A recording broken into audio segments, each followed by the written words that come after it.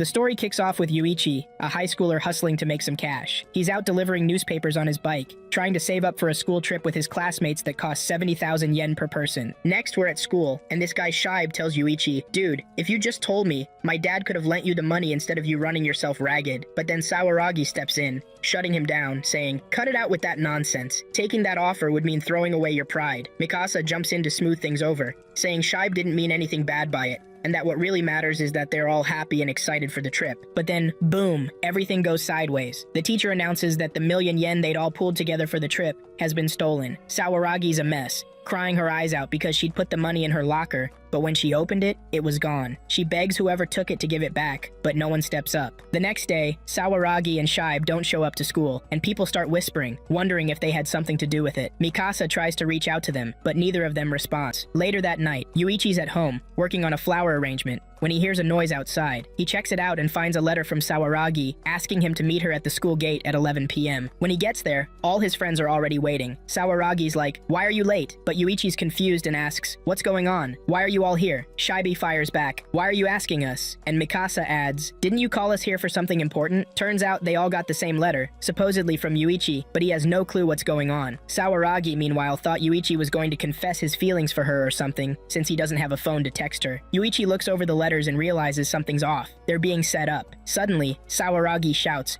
"Watch out! Someone's behind you." Before Yuichi can react, he gets zapped and passes out. Whoever attacked him also went after his friends. When Yuichi comes to, he checks on his friends and then runs into this creepy dude named Manabu, who introduces himself like he's some big deal. Manabu tells them they're going to play a game, and for every round they win, they'll earn 2 million yen. The catch? They're in debt for 20 million yen. Yuichi's floored and yells, "What are you talking about? How are we in debt for 20 million yen? This has to be a joke." Manabu calmly explains, "You're not the one in debt." Mikasa chimes in, "So you're saying one of us owes 20 million yen, and if we play this game, we can help pay it off?" Manabu confirms it. Then Mikasa accuses him, saying, "You kidnapped us. You can't just get away with this." But Manabu claps back, saying, "You all agreed to play. Someone even paid the 2 million yen participation fee." Yuichi's stunned. This means one of his friends stole the trip money. Mikasa asks, "What happens if we don't play?" Manabu shrugs and says, "You can leave, but you won't get the participation fee back." He explains that the debt will be split into 5 parts, so each of them has to earn 2 million yen to chip away at it. Then he gives them 5 minutes to decide what to do. Yuichi and the group are sitting together, and just as he's about to ask who's responsible for the debt, Sawaragi cuts him off. She says it doesn't matter who owes the money. That person probably has their reasons. Everyone seems to agree with her. She points out that this person clearly needs their support, and they don't need a reason to back them up. But Yuichi can't let it go. He's dying to know who's behind this and why. Out of nowhere, Manabu shows up and asks Yuichi, "So what's more important to you, money or your friends?" Without hesitation, Yuichi chooses his friends. Manabu then tells them to follow him. "Let me show you the first stage," he says. They walk into a room that looks like a classroom. Manabu hands out identity cards with their names on them and tells them to check the back of the cards. When Sawaragi looks at hers, she sees a note saying, 4 million yen is missing. Manabu explains that if they make it through the game and the number on the card hits 0, their debt will be cleared. But here's the catch. No one is allowed to let others see their number. They can talk about it, but if anyone sees it, their debt will double. The first stage is a game that works like a Ouija board. They all place a finger on a 10 yen coin, ask a question, and the coin moves to the answer. The first question is a test. What's Japan's eastern province? It's an easy one. They answer Hokkaido, and they're right. The coin moves to yes, and a statue on the table raises its hand. Everyone's a little skeptical because it seems way too simple. Manabu lays out the rules. There are 5 questions, and he'll pick someone to read each one. The questions are written on numbered pieces of paper. If they answer correctly, they'll win 2 million yen,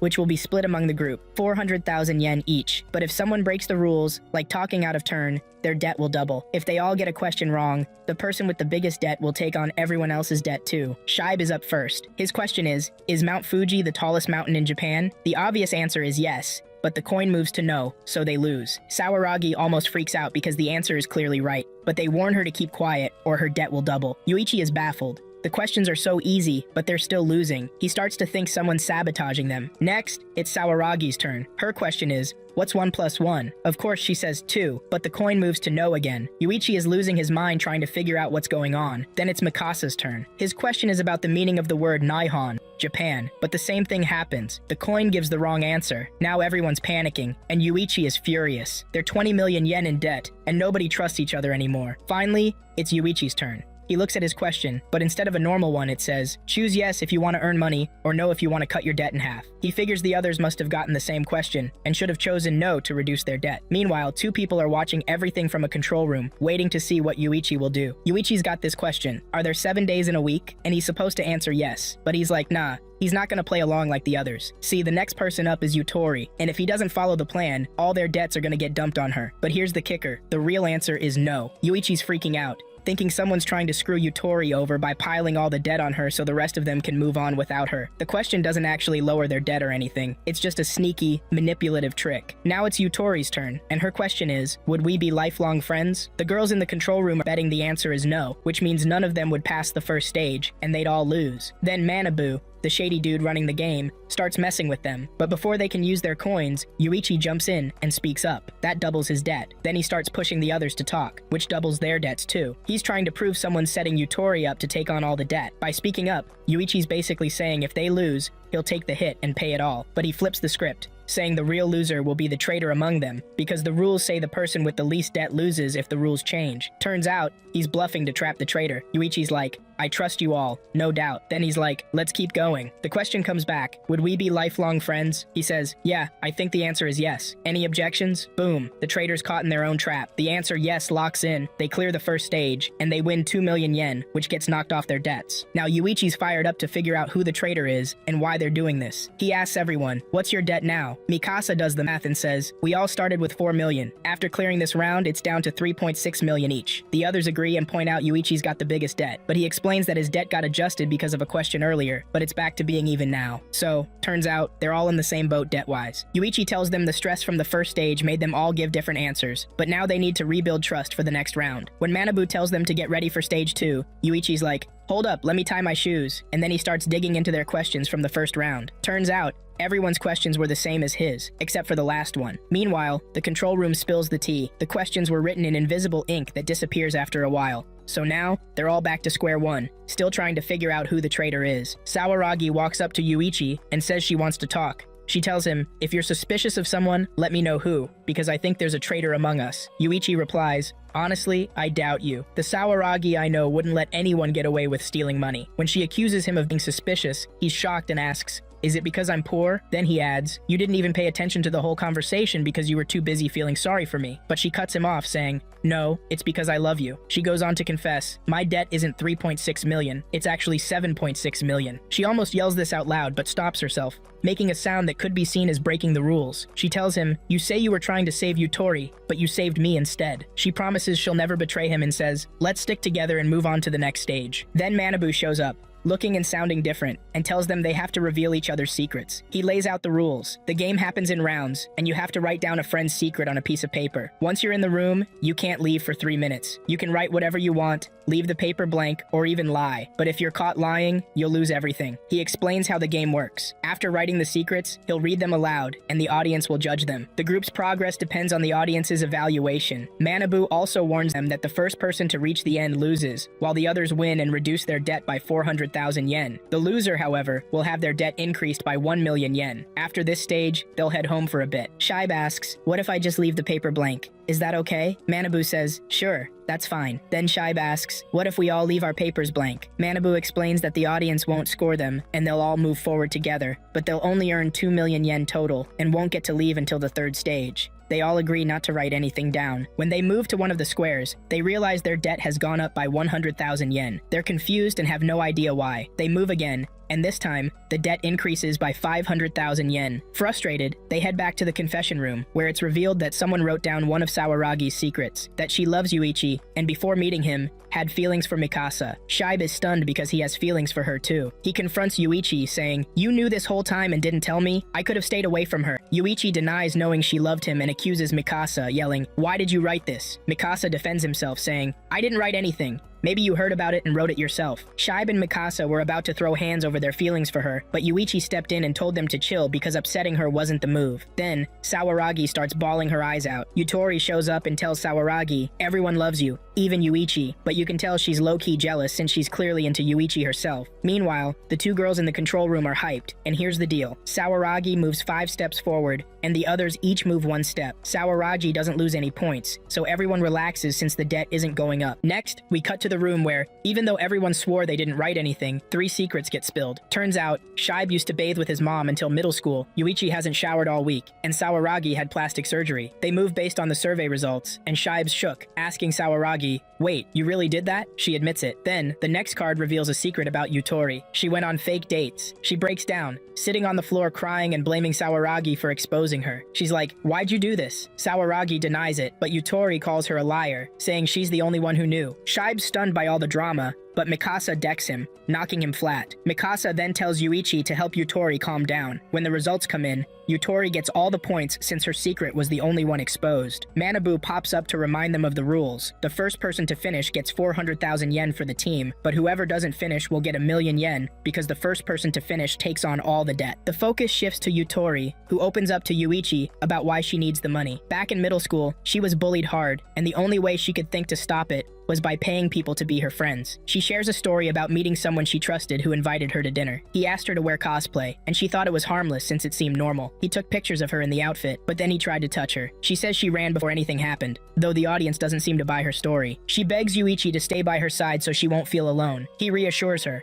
saying he doesn't care about her past and won't leave her. Then, he leans in, whispers a secret in her ear, and tells her, "That's why I'm not bothered." He helps her up, and she asks him to cut ties with Sawaragi. Sawaragi's hurt hearing this, insisting she didn't do anything wrong. Mikasa steps in, telling her not to be upset, but also saying she's not good at acting. At this point, I'm starting to suspect Mikasa might be the mastermind behind all this. He seems to be playing everyone, bringing up Sawaragi's past because he still has feelings for her, keeping Shibe away from her, and steering Yuichi toward Yutori to distance him from Sawaragi. He's a sneaky fox, but there's still a whole season left to figure him out. In the control room, they're trying to figure out who's behind the rising debt, and whoever spills their secrets, well, I called it. My prediction was spot on. Mikasa keeps saying they're broke, and it's clear he stole the money. He knows everything that's been going down. For instance, he knows the plastic surgery wasn't for beauty, but because of an accident. He even gave Sawaragi a gadget to protect her bag from theft, but he used it to spy and found out Yutori's secret. All this shady stuff, he did it to keep them away from Sawaragi so he could win her over. He admitted to exposing the first 2 secrets, but when it came to the bathing secret, he said Yuichi and Shibe did that to each other. Sawaragi calls him out, saying she didn't reveal Yutori's secret. He says he trusts her, but then suggests Yutori might have spilled her own secret. He's a pro at twisting the truth to suit him. Then he tells Sawaragi to look over, and we see Yutori hugging Yuichi, while Mikasa tries to stir the pot, saying, "Looks like they're in love." Manabu pops up again, whining, "Guys, stop the drama and let's move on." Yuichi tells Mikasa to go first, but Mikasa, about to reveal another secret to Sawaragi, remembers he's last in line and doesn't want to draw suspicion.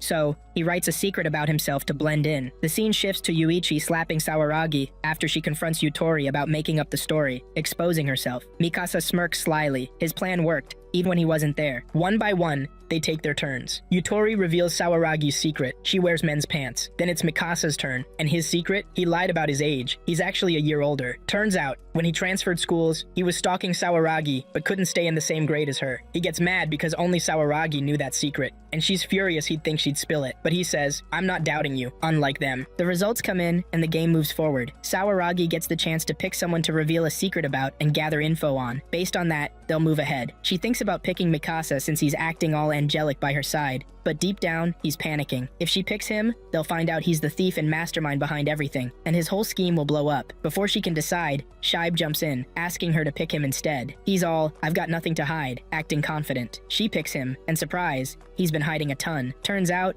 there are pictures of his dad with women and evidence of bribes to cover up scandals. Shibe's embarrassed, but Sawaragi tells him it's not his fault, it's his dad's mess. Mikasa jumps in to stir things up, saying, "You talk big, but you're just like your dad, and maybe you're behind the scandal he's trying to cover up. I mean, how else would students like us rack up 20,000,000 yen in debt?" Mikasa picks up Sawaragi and drives off, leaving Yuichi and Yutori to walk away together, while Shibe's left in a terrible spot. Since he got a bad score, Shibe has to move up 9 spots, which bumps him to 2nd place instead of dead last. Then, out of nowhere, another secret about Shibe pops up, saying he killed someone. Shibe is totally floored, and Mikasa's just as shocked because he didn't write it. Mikasa starts thinking about taking a break to avoid getting exposed since he's been doing too much. Shibe starts spiraling, wondering who spilled the beans, but we already know it was Yuichi. Shibe goes up to Manabu, swearing he didn't do it and saying whoever wrote that lie should be punished. Manabu's like, "Prove it." Shibe's all, How am I supposed to prove something like that? Check my score. Then Manabu throws out the idea that maybe Shibe's dad is covering for him. He even gets the audience involved, asking them to vote on the situation, but the crowd pins the blame on Shibe, and somehow, he ends up in first place. Yuichi steps in, telling Shibe, "I believe you," but then he turns to the group and says there's a traitor among them trying to mess up their friendship. He even claims he knows who it is. Mikasa's like, "Wait, does he really know?" Yuichi then says the person who wrote all the secrets is the one responsible and tells everyone to chill out and stop fighting over something self-inflicted. He says he's trying to bring the group back together and trap the real culprit. When Shibe asks who the traitor is, Yuichi says, "Not now, but later." He also says he's got a plan to win the game, pointing out that they all knew from the start the game wasn't fair. Yuichi explains that when they trusted each other and gave the same answers early on, their debt went up, which wasn't entertaining for the audience, but as they kept going, their debt started to drop. He reminds them that Manabu said the game would be boring without secrets, and that some spaces increase debt while others reduce it. If they'd followed the rules, their gains and losses would have balanced out. Then Yuichi tells everyone to write something about themselves, except for Shibe, as a way to move forward and align with him. He says if the traitor doesn't follow the rules, they'll be exposed because they won't have anything written about them. Mikasa pushes back, so Yuichi asks, "Why aren't you on board? Are you planning something else?" Mikasa fires back, "Do you really know who the traitor is?" Yuichi, sounding uneasy, says, "Yeah." Mikasa presses him, "Then who is it? Let's all write about them." After a bit, Mikasa realizes Yuichi's bluffing. He doesn't actually know who the traitor is. Mikasa warns him that if he doesn't have proof, he's done listening to him. Then, when they go to check the papers, there are 10 instead of 5. Mikasa calls Yuichi out, saying he knew this would happen and demands he name the traitor. Yuichi comes clean to Mikasa, saying he doesn't know who the traitor is and was just trying to set a trap to figure it out. Mikasa takes Sawaragi with him. Mikasa tells her to stop thinking like that because it's only going to get her hurt. Then he asks her why she still can't accept that their friendship is over. He's happy he managed to convince her, and now he can move forward with his plan. It's obvious he doesn't care about her and is holding a grudge. On top of that, he's ready to spill her secrets in front of everyone. Sawaragi is just one step away from moving to the next stage. Yuichi comes up with a new idea and shares it, but Mikasa isn't interested. Yuichi ignores him and explains, "My plan will force the traitor to expose themselves. We'll use the rule that liars get punished. If we combine that with a strategy where everyone writes something about themselves, the truth will come out." Yuichi hands everyone a piece of paper and tells them to write, "I'm the one who signed up for this game." He says once everyone's done, it'll be clear who's lying because the real traitor will still be in the game. That'll make it easy for the organization to figure out who actually submitted the application. The liar will then sit next to Sawaragi and move on to the next stage. Mikasa takes the paper from Yuichi and heads into the room to write. He's panicking, thinking, "What do I do? I need to find a way out of this." But in the end, he writes something down. Yuichi asks, "Did you all write what I told you to?" Everyone says yes. Mikasa, meanwhile, is psyching himself up to act. He plans to come out of the room crying, claiming someone blackmailed him into doing this. He's sure Yuichi will believe him because they're friends, or at least hear him out. When Manabu shows up to check the papers, he finds only one has anything written on it. The rest are blank. The paper belongs to Mikasa, and it says he's the one who signed up for the game. Mikasa is stunned. "Why are you doing this to me?" he asks. Yuichi smirks and says, "See, I told you I'd catch the traitor." Mikasa collapses to the ground, crying, and starts to say something, but Yuichi walks over, puts a hand on his head, and helps him up, telling him not to cry. Mikasa thinks Yuichi has fallen for his act, but then Yuichi grabs him by the hair and says, "You can try to spin another story later, but it's better if you just confess now." Yuichi says the truth is bound to come out eventually, and Mikasa is caught off guard by how he thinks. She asks if he's his friend because she used to know him. Yuichi fires back, "You gave in to the game?" Mikasa admits it, saying yes. The scene cuts to the control room, where two girls are breaking down the situation. One asks, "Did you know Mikasa was the traitor?" The other replies, "Watch the second stage again, and you'll figure out 3 things." Now we see Yuichi explaining his plan. He tested everyone before deciding who to trust. He figured out that Sawaragi wasn't the traitor, and then he confirmed Kokuragi wasn't either. That left Shibe or Mikasa. Yuichi gave them instructions based on the gossip papers. Mikasa had been in the room for 3 minutes, claiming he hadn't done anything wrong and blaming the administration. This happened when Shibe got an upgrade. They wanted to dig into his secrets, but Shibe wasn't hiding anything. That cleared him, making it obvious Mikasa was the one behind it all. "How did you know it was me?" Mikasa asks Yuichi. Yuichi replies, "Notice anything strange?" Mikasa realizes the name card that should have been on their clothes is missing. Yuichi says, "I asked everyone to hand theirs over. The traitor wouldn't do it. When I put all the pieces together, it pointed straight to you." Mikasa keeps pressing, "Why didn't you test me? Why were you suspicious of me from the beginning?" Yuichi says, "Because you're not the Mikasa I used to know. Plus, Shibe's too gullible and talkative. I didn't tell him the plan until the last stage." Mikasa is stunned that Yuichi figured it all out and had everything locked down from the start. Manabu shows up again, saying, "Props to the plan, but the game's not over yet." The two girls in the control room double-check if the game is done. Manabu confirms it is, and says Yuichi has cleared the stage. Turns out, Yuichi lied on a piece of paper, letting him move ahead of Sawaragi. That's how this stage wraps up, and he's ready for the next one. Manabu warns, "You have no idea how tough the next stage is. If you're ready to take the risk, I'll be there with you." The scene flips, and now we're about to find out what that lie was. The one about Shibe supposedly killing someone. Turns out, that's bogus. The real deal? Yuichi's the one who killed 3 people. Dude had a rough life and was trying to make it better, but he kept all his dark secrets to himself, not even telling his friends. Now Yuichi's showing his true colors, all to get back at the system. His friends are floored. Like, their buddy's a straight-up serial killer? Shibe's disgusted, saying he can't believe he was ever friends with him. Mikasa jumps in to defend Yuichi, saying he probably had his reasons. Shibe snaps back, "Oh, like you're one to talk.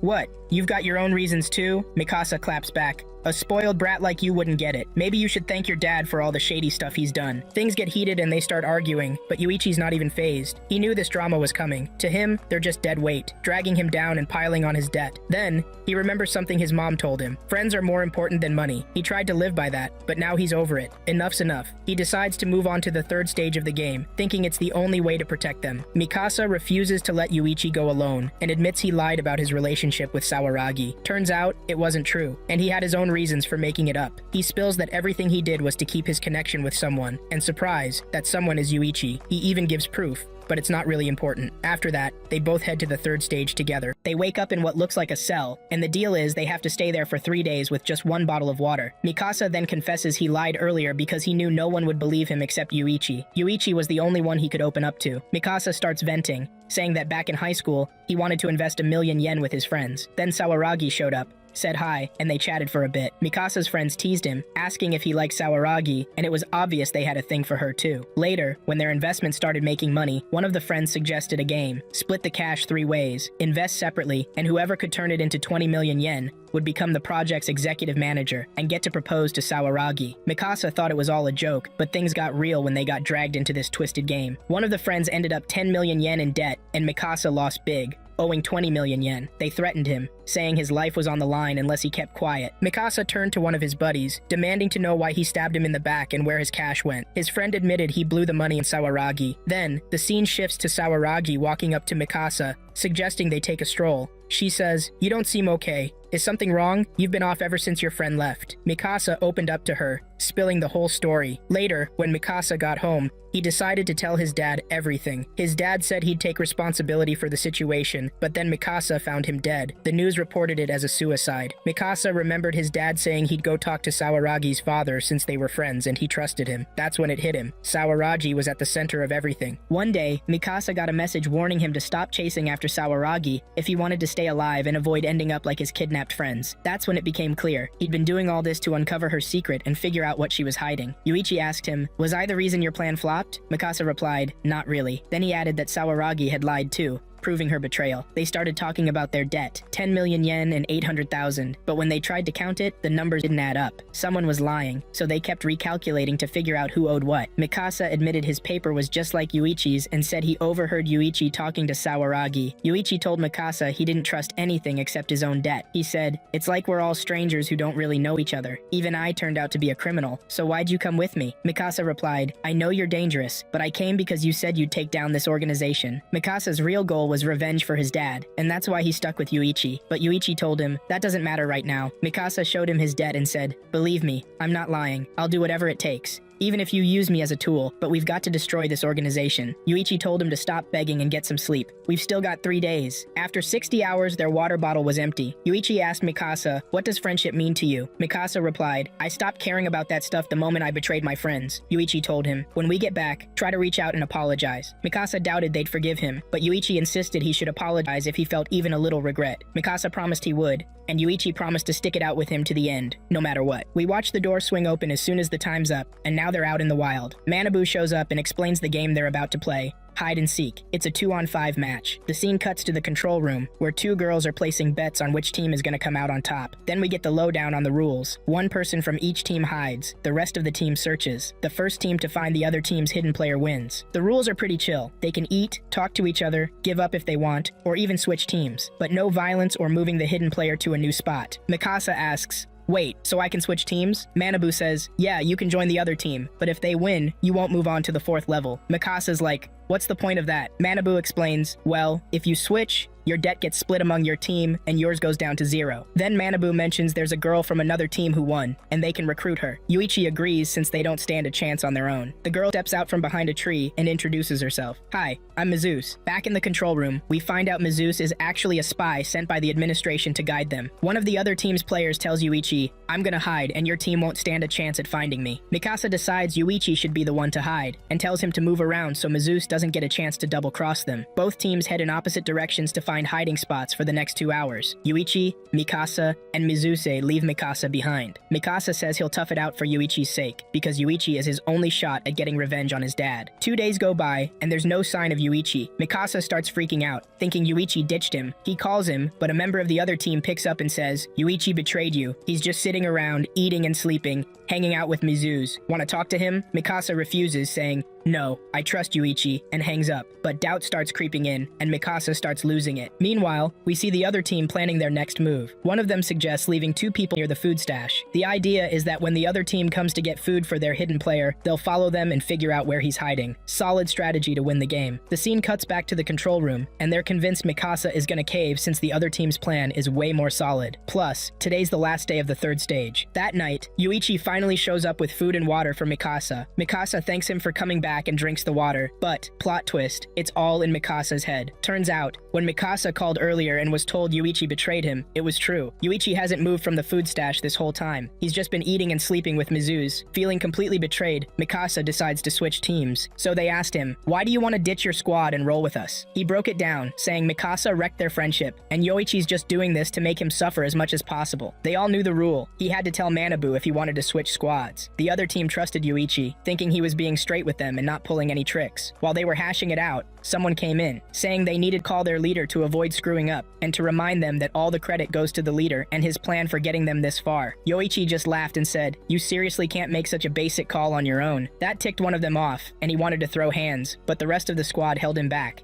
saying if he hit Yoichi, they'd lose. One of the squad members went to the leader for advice, but the leader wasn't down with letting Yuichi join unless Mizuz came along too. That way, there'd be no room for sneaky moves, and Mikasa would be left solo, guaranteeing their win. Turns out, this was all part of Yoichi's plan. He decided to lay low for 2 days, doing nothing, so they'd think he didn't care. Once they bought it, he'd make his move to join their squad. He had everything mapped out and was trying to get under their skin. Then, he let Mizuz in on the plan, and made her part of it. She was blown away by how slick he was, and it was clear she didn't care about his attitude or anything. She kept up her act of being this sweet, innocent girl. The scene shifts to their camp, and the other squad asks Yoichi, so, have you made up your mind yet? He shoots back, yeah, I've decided not to join you. I can win easy on my own, and it looks like we're almost done here. The next day, 2 squad members are serving food to their commander, while Yuichi and Mizuz are knocked out, but 2 people are keeping an eye on them. Yuichi was actually awake, eavesdropping on their gossip. One of them went to check on Mizuz, and Yuichi asked the other why he joined the game and who owed the debt. But before he could spill, the other guy came back and told him to swap the rules before saying anything. Then the guy who followed Mizuz couldn't find her, so he kept looking and ended up catching her mid-bath. Freaking out, he yelled, I swear I didn't mean to see you like that. Yoichi was hauling a bag of food, Mizuz was jogging next to him, and their 2 teammates were sprinting behind them. It was all part of the plan, but here's the twist. When they got to the edge, Yoichi straight up shoved Mizuz off the mountain. Meanwhile, Mikasa was about to hit the button and give up, but he stopped himself thinking, what's the point of that? If I give up, I'll just go back to my empty life. But I promised Yoichi I'd trust him, so I'll wait. He got upset remembering he couldn't apologize to his friends. He closed his eyes, but then Yoichi showed up, trying to get him to drink some water and wake up. Mikasa ate, and Yoichi explained he couldn't reach him earlier because he was being watched. Then Yoichi admitted, honestly, I did all this to test you, and I'm happy you didn't give in. You've earned my trust back. He also mentioned using Mizuz as a distraction. Mikasa snapped, are you serious? You risked her life? Yoichi calmly replied, it wasn't a risk. I knew the guy who ran off after seeing her bathing would help her because he's a softie, and the other guy wouldn't leave him behind. And I was right. She's fine. Just shaken up. Yeah, she knew I'd use her, but not like this. Yoichi's next move? Wreck the other team's bond. So far, it's working. Mizuz thanked the guy who saved her life, and he brought her back to camp. She even told him, you're so kind. Why am I even on the other team? When they got to camp, the other team was chatting saying, if they're feeding Mikasa, this challenge isn't ending anytime soon. Yoichi showed up and confirmed their guess. The guy who saved Mizuse asked Yoichi, why'd you come back? But Yoichi ignored him, went straight to Mizuse and grabbed her. clearly trying to provoke the guy. The guy told him to back off, but Yoichi said, "She's my teammate. I'm not letting her go." The guy got heated and was about to fight him, but Mizu stopped him, saying, "That's what he wants." Yoichi got pissed and yanked her hair. The second team asked Manabu to call out Yoichi's team for breaking the rules, but Manabu explained, "The rules say you lose if you're violent toward the other team. Within your own team, that's fair game." The guy who rescued Mizu asked her to join their team, but one of his teammates shot it down, saying it might be a trap. Things got tense, and they were about to throw hands, but another teammate stepped in and broke it up, saying, "We can't fight. Let's call the leader and see what he says." The rescuer wanted to call the leader to convince him to let Mizu switch teams, but the other guy suggested they go see him in person instead. So, here's Yoichi's game plan. He's gonna convince the team leader to join him, but when the rescuer asks Mizu to join their crew, she's gonna turn him down and say Yoichi's threatening her. Then she'll lay out two options. Either the rescuer fights Yoichi to win her over, or one of his teammates steps in to stop him, which would mess up their friendship. Either way, Yoichi's banking on the rescuer joining his team to protect Mizu's. An hour later, they come back, and the leader still hasn't confirmed Mizu's joining the team, so the rescuer decides to team up with Yoichi, but instead of a warm welcome, the rescuer straight up attacks him. Yoichi dodges, takes him down, ties him to a tree, and leaves him there until nightfall. Mizu shows up, calls Yoichi, and tells the tied-up guy that Yoichi is going to torture him to find out where the leader is hiding. But the guy swears he doesn't know anything. She tries to scare him, calling Yoichi a killer who'll do whatever it takes, but the guy's like, "I seriously don't know where the leader is." Then Yoichi shows up and asks, "How do you not know where he is when you met him this morning?" The guy explains that a friend told him to just call the leader instead. That's when Yoichi pieces it together. The friend is actually the leader, and this whole thing was his plan all along. Yoichi calls the leader and says, "How'd you pull one over on me like that? I thought you were easy to deal with, but I guess I was wrong." The leader fires back, "You messed up letting that guy join your team. Now we're guaranteed to win." Yoichi's pissed because if this new guy is a traitor and starts causing trouble, their team's done for. They decide to keep the guy close so he can't backstab them. Later that night, Yoichi gets an idea, but two people from the other team are spying on them. Meanwhile, Mizu heads to the bathroom and runs into the leader, who's been waiting for her. He asks, "You're one of the administrators, right?" She freaks out internally, wondering how he figured it out. Then he points out how weird it is that she hasn't eaten in 3 days, only drank 1 bottle of water, and still looks totally fine. No signs of hunger or thirst. He offers her a deal. Betray Yoichi and watch his reaction when he loses. He promises it'll be worth it to see him humiliated. Mizu calls Yoichi, pretending to be alone and wanting to bring him food. Yoichi, not suspecting a thing, tells her where Mikasa is hiding since the other team's 3 members are right in front of him. But Mizu betrays him and spills the location to the leader. The leader tracks down Mikasa and calls Yoichi to taunt him. Mikasa yells during the call, and Yoichi uses the sound to figure out where he's hiding. By then though, the third game is already over. Even though the second team was supposed to win, Manabu totally flips the script and declares Yoichi's squad the winner. Crazy, right? But then, Yoichi gets socked in the face by the other team's leader, and no one even bats an eye. Turns out, the leader who punched him actually hit the surrender button, which is why Manabu called it for Yoichi's team. Here's how it went down. Yoichi called out the guy hiding while they were chasing Mikasa and straight up threatened him, saying, "I'll mess your buddy up until you give up." At first, the guy didn't believe him since he couldn't hear his friend, but Yoichi doubled down, saying he'd snap his finger if he didn't surrender. Then Yoichi gave him 10 seconds and started counting. When the time was up,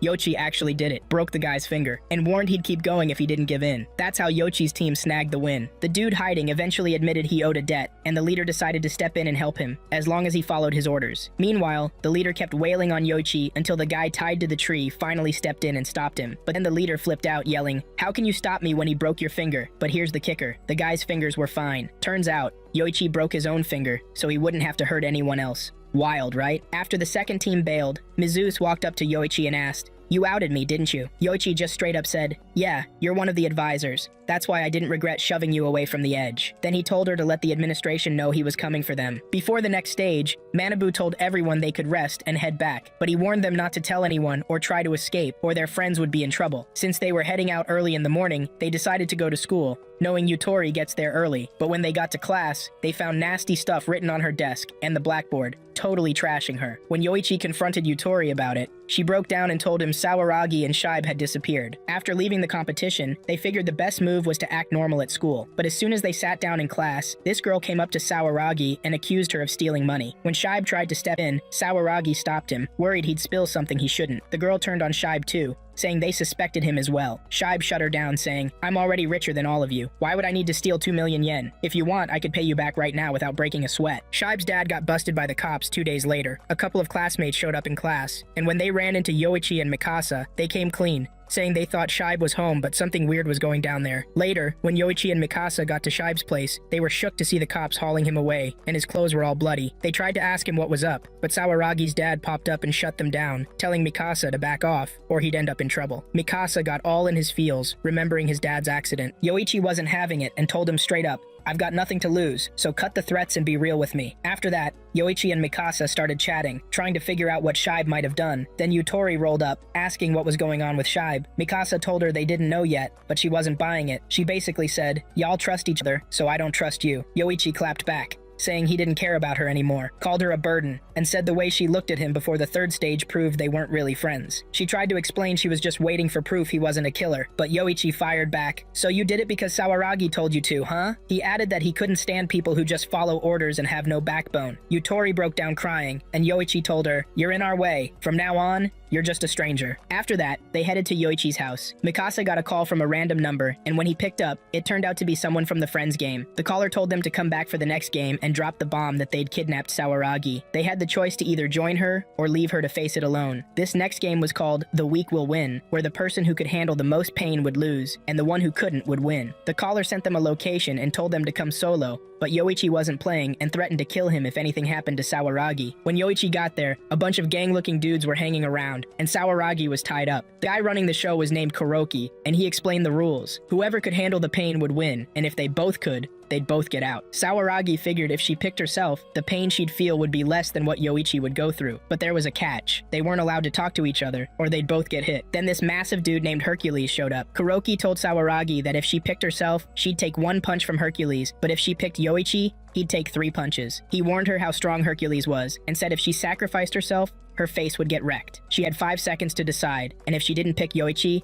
she'd get hit. She froze up, but Yoichi stomped his foot and nodded at her. So Kuroki decided Yoichi would take the 3 punches. Sawaragi apologized and said she'd take the next hit. That's when Kuroki upped the stakes. He said the next round would involve pulling out a fingernail. He gave her the chance to switch and told her if she picked Yoichi, he'd lose 3 nails instead of 1. He grabbed her hand and was about to yank out her nail, but she couldn't handle it. Yoichi stepped in and told them to take his nails instead. He didn't just let them pull them out. He ripped them out himself, and he did it even more brutally. Yoichi hit the ground in pain, trying to stir up trouble between the boss and his partner, but Kuroki jumped in and said, "Let's make this interesting." He laid it out. If Sawaragi decided to sacrifice herself, she'd have to dance naked. If not, Yoichi would take 3 stabs from the dagger Kuroki held. Sawaragi looked like she was ready to go through with the humiliating act because she couldn't stand the thought of Yoichi suffering, but instead, she asked Yoichi to speak for her since she couldn't bring herself to say it. Yoichi agreed to take the stabs instead of letting her go through that shame. That round ended, and they were let go. Yoichi was shaken. He'd never been hurt or humiliated like that before. Kuroki stirred the pot, saying, "You should be mad at Sawaragi. She's the reason all this happened to you." But Yoichi shut him down, saying, "Don't put words in my mouth. I didn't say that." He turned to Sawaragi and told her he wasn't angry with her. "They're doing this for a reason. Don't blame yourself." She hugged him and apologized, saying, "I don't care about the past anymore. I trust you because I know who you are." Yoichi then asked her to leave because he needed to handle something alone, but she refused, insisting on staying with him so they could leave together. He warned her, "What you're about to see might not be pretty," but she stopped him, saying, "I trust you." Yoichi approached Kuroki and suggested they play a game. Kuroki was skeptical, asking, "What's in it for me?" Yoichi baited him with an offer of 10 million yen. The gang members overheard this and were stunned since they were all strapped for cash. Kuroki doubted Yoichi had that kind of money, but Yoichi confidently replied, "If you really know my history, you'd know I've got way more than that. The game? Rock, paper, scissors. If Kuroki won, he'd get 10 million yen. If he lost, Yoichi would cut off his fingers." Kuroki wasn't into it at first, but Yoichi turned the gang against him by promising each of them 1,000,000 yen if their boss won. Left with no choice, Kuroki accepted and started scheming to win, since Yoichi told him he'd only be using rock and paper. The first round kicked off, and they both threw rock. In the second round, Kuroki played paper, confident he'd win, but Yoichi threw scissors and took the victory. Kuroki lost it, realizing Yoichi had tricked him. Yoichi admitted he only had rock and paper, but in his right hand. There was no rule against using his left hand. Furious, Kuroki ordered the gang to grab Yoichi, but before they could, the administrators of the Friends game stormed in, captured the gang, and took responsibility for what went down. The twist? Kuroki wasn't even part of the Friends game. Suspicious of Kuroki's behavior, Yoichi asked the administrators about him, and they confirmed he was an imposter. Yoichi had sent them his location. One of the administrators, a girl, told Kuroki she'd personally take him to show him what happens to people who pretend to be part of their group. Yoichi walks up to the guy and says, "Looks like you forgot our deal. You lost, so you owe me 5 fingers." The girl from earlier props her leg on Kuroki's hands and tells Yoichi Yoichi to hurry up and get his revenge since they're short on time. Yoichi pulls out a dagger and gives Kuroki an option. He can pick one of his friends to lose a finger instead of him. Kuroki starts begging the gang to step up and take the hit for him, but nobody's willing to help. He freaks out, yelling at his crew for ditching him. Then Yoichi suddenly passes out, and the admins call the game off. Swaragi and Mikasa look super worried about their friend, and the admins order an ambulance to get Yoichi patched up so the game can keep going. Mikasa and Sawaragi want to stay with Yoichi, but the admin girl comes over and says, "Aren't you forgetting someone who might need you more than Yoichi?" She shows them a picture of Shaibe and explains that if they sign up for the next game, they can save him, but their debt will shoot up to 500 million yen. Turns out, that's the debt Shaibe's dad left behind when he died. When Yoichi wakes up for a moment, he tells them to go help Shaibe, saying he doesn't care about the money. His friends are what matter most. Then he passes out again, and the ambulance takes him away. After that, Sawaragi tells Mikasa she's going to trust him because Yoichi did. The scene shifts to a courtroom where Shaibe is being accused of killing his dad. The next game, it's called the Guilt Court.